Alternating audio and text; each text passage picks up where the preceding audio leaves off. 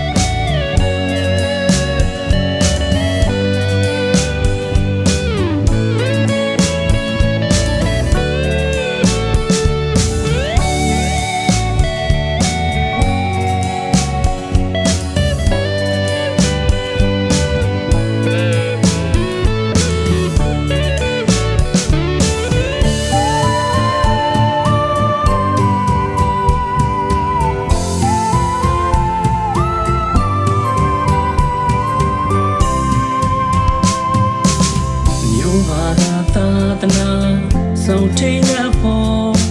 ရေရေရှမ်းတဲ့နှစ်ထောင်ကိုခုနိုင်မှာရခဝန္တာပရာဟိတသောစတိထောင်လာ